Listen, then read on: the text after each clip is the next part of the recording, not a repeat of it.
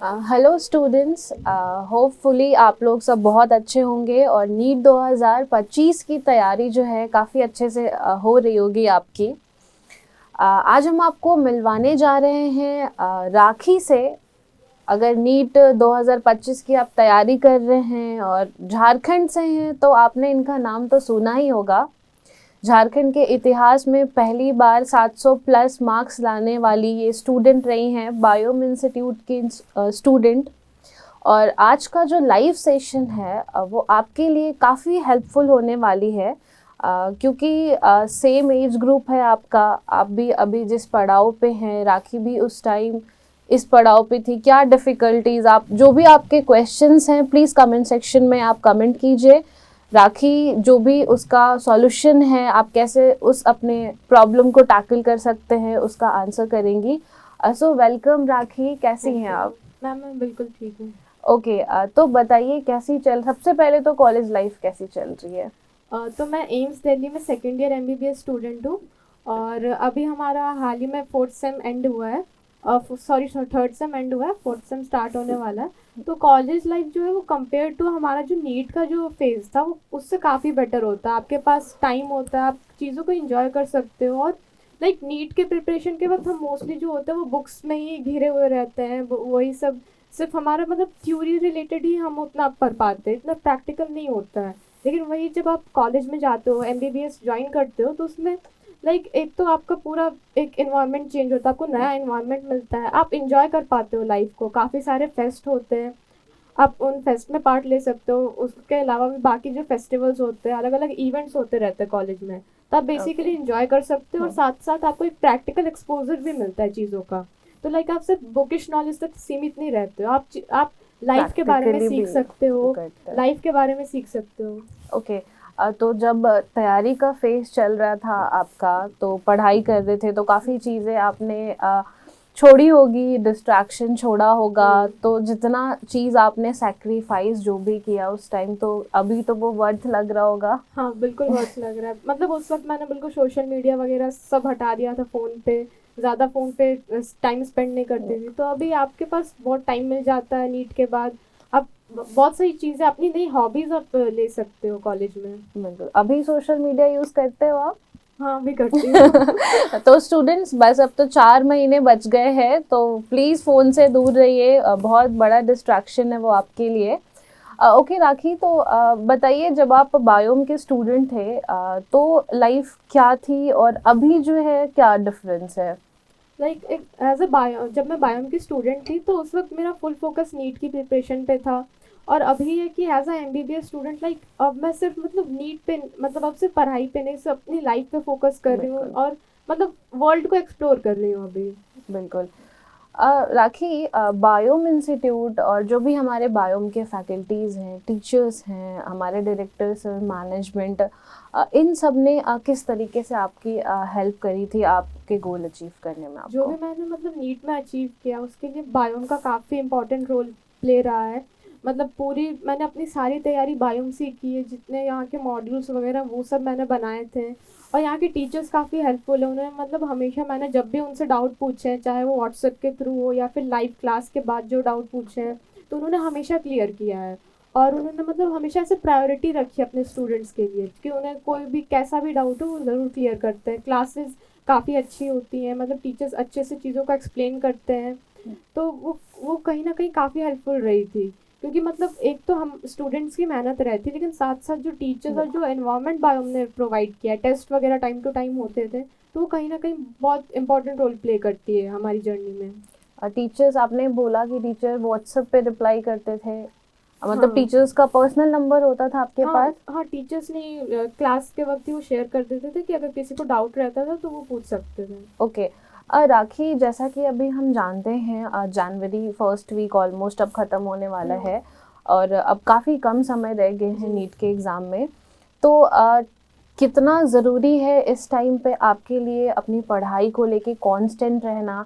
Plus जो है, बहुत सारे स्टूडेंट टेस्ट को इग्नोर करते हैं, हुँ। तो टेस्ट देना कितना ज़रूरी है अभी के टाइम पे? देखो, टेस्ट देना तो बहुत इम्पोर्टेंट है, उससे आपको आइडिया लगता है कि आप अभी किस लेवल पे हो, आपको कितनी मेहनत और करने की ज़रूरत है। तो जो आपकी क्लासेस अब तक चलती आ रही हैं वो तो आपको क्लासेस अटेंड करनी है डेली।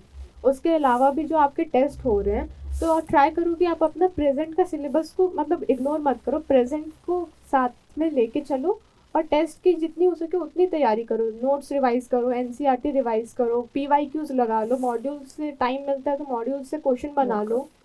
और टेस्ट को मतलब इग्नोर मत करो, स्किप मत करो कभी। टेस्ट जैसे ही देते हो उसके बाद आके अपना एनालिसिस करो, मार्क्स कम ज़्यादा होते रहेंगे, आपको बस है कि अपने मिस्टेक्स पे काम करते रहना है और यही आगे चल के आपको हेल्प करेंगी। अभी जो मिस्टेक्स हो रही है अच्छी बात है, अभी आपसे वो मिस्टेक्स हो रही है, आपको उन चीज़ों को ध्यान रखना है कि वो मेन नीट एग्ज़ाम में ना हो। बिल्कुल। राखी, जैसा कि आपने बोला कि टेस्ट बहुत ज़रूरी है, तो साथ में रिवीजन करना, क्योंकि टाइम बहुत कम है अब। करंट जो टेस्ट जो हमारा AITS चल रहा है, तो उसकी प्रिपरेशन, साथ में जो बैक डेट्स पे जो भी टॉपिक्स हुए हैं, तो वो थोड़ा सा माइंड से जो है वो निकल जाता है टॉपिक्स। तो जो टाइम को मैनेज करना और सिलेबस को साथ में मैनेज करना, उसके लिए आप स्टूडेंट्स को क्या सजेस्ट करेंगे?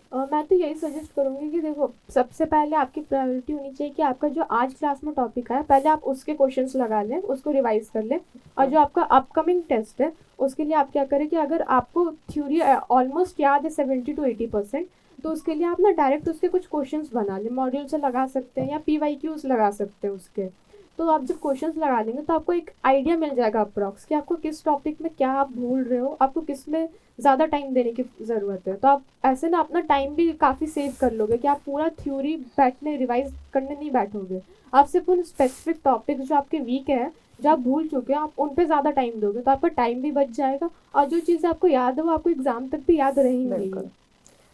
ओके राखी, जैसे कि बहुत सारे स्टूडेंट हैं अभी क्लास बंक करते हैं, जो जिनका लाइक पहला अटेम्प्ट नहीं है, तो उनको ऐसा लगता है कि टॉपिक्स तो मेरे पढ़े हुए हैं, इसको क्यों क्लास जाए, क्यों वापस से क्लास को रिवाइज करें। तो ये आपके पॉइंट ऑफ व्यू से ये मिस्टेक है, वो मिस्टेक कर रहे हैं, या फिर अगर वो घर पे पढ़ के उनको लगता है कि वो बिना क्लास अटेंड किए पढ़ेंगे तो वो चलेगा?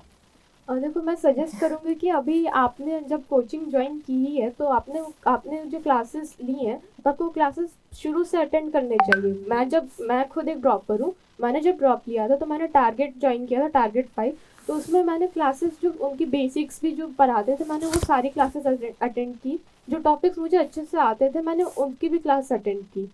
तो क्लास अटेंड करने से क्या होता है कि आपका रिवीजन ही हो जाएगा। अगर आपको वो टॉपिक ऑलरेडी स्ट्रांग है तो आप उस दोबारा रिवाइज कर लोगे, आपको घर जाके जब दोबारा आपको थोड़ा कम रिवीजन पे टाइम देना होगा, आप क्वेश्चन प्रैक्टिस कर लोगे उतने में।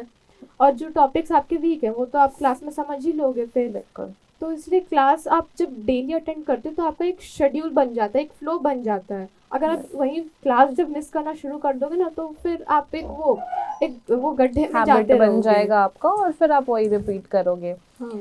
राखी, आप जब जनवरी का टाइम था, जब जिस साल आप नीट देने वाली थी, आपका शेड्यूल क्या था, एक बार बच्चों को वो बताइए। शेड्यूल उस वक्त हमारी सिलेबस लाइक चल ही रहा था, तो हमारी क्लासेस चलती थी इवनिंग में।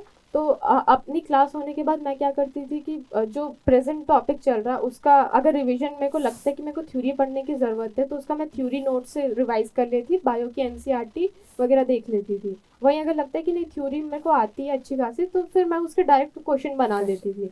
और अगर अपकमिंग कोई टेस्ट है तो मैं उसके टॉपिक से एक बार देख लेती थी कि अगर वो टॉपिक मेरा अगर मान लो नहीं हुआ हो अभी क्लास में तो ठीक है, उसकी मैं उतना टेंशन नहीं लेती थी कि आते वक्त में वो फिर बाद में हो ही जाएगा जब वो क्लास में चलेगा।